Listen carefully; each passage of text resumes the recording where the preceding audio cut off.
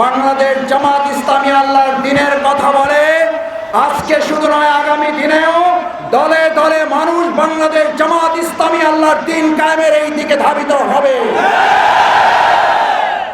সুতরাং আমাদেরকে দেখে যদি কেউ মনে করেন এই সমস্ত আলেম ওলামা হুজুর জামাত ইসলাম শিবির কয়েকজন লোকেরা জনসমর্থন দেখে বোধহয় তারা দিশেহারা হয়ে গেছে, আমাদের দিশেহারা ভাববেন না।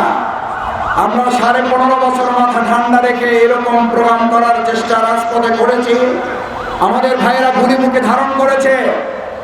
এই 2024 সালের জুলাই অভ্যুত্থান এবং 5ই আগস্ট পর্যন্ত যেমন অনেক শহীদ হয়েছে, এই বাংলাদেশের মানুষ এটাও দেখেছে।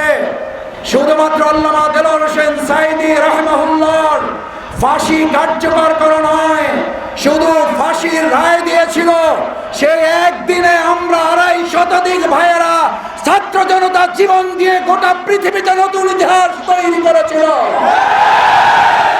সেই ইতিহাস